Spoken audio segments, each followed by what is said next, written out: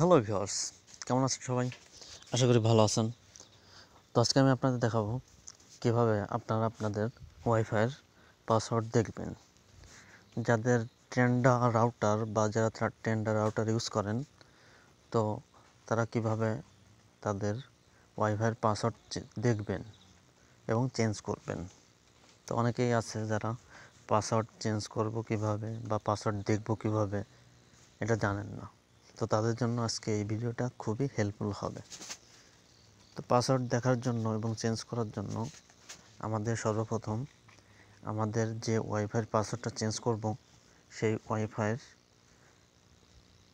সাথে যে ডিভাইসটা কানেক্ট আছে সেই ডিভাইসটা আমাদের নিতে হবে, বা আমরা আমাদের ফোনে ওয়াইফাই কানেক্ট করার পর আমরা চলে যাব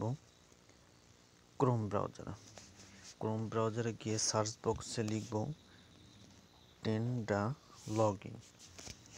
তো টেন্ডা লগইন সার্চ দিলে আমাদের সামনে এরকম প্রথমে যে আইপি বা ওয়েবসাইটটা আসবে আমরা সেটাই ভিজিট করব।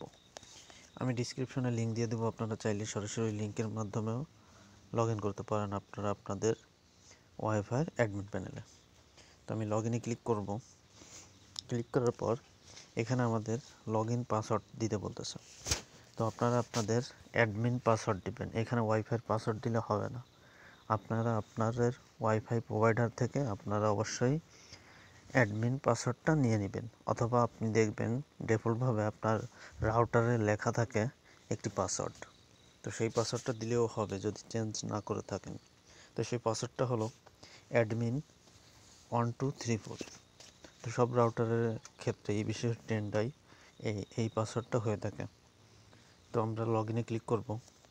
লগ ইনে ক্লিক করলে আমাদের অ্যাডমিন মোডে নিয়ে আসবে। তো অ্যাডমিন মোডে নিয়ে আসলে দেখুন এখান থেকে দেখতে পারবো আমাদের ডিভাইসে আমাদের ওয়াইফাইয়ে কয়টা ডিভাইস কানেক্ট আছে।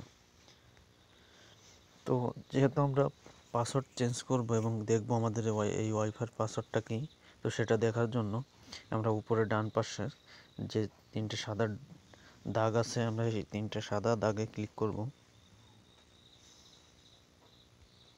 ক্লিক করার পর এখান থেকে আমাদের ওয়্যারলেস সেটিংসে যেতে হবে।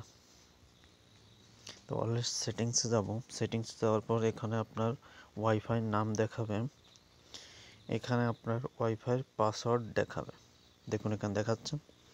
তো এটাই হলো আমাদের ওয়াইফাইয়ের পাসওয়ার্ড। তো এটাকে যদি চেঞ্জ করতে চান তাহলে এখান থেকে সিম্পলি ফুল পাসওয়ার্ডটা কেটে দিবেন। কেটে দেওয়ার পর এখানে ওকেতে ক্লিক করবেন। ওকেতে ক্লিক করার পর নতুন পাসওয়ার্ডটা এখানে আবার দিবেন, বা পুরনো পাসওয়ার্ডটা মুছে দিয়ে নতুন পাসওয়ার্ড দিয়ে আপনারা এই ওকেতে ক্লিক করবেন। তাহলে আপনাদের পাসওয়ার্ডটা চেঞ্জ হয়ে যাবে। তো আশা করি বুঝতে পারছেন।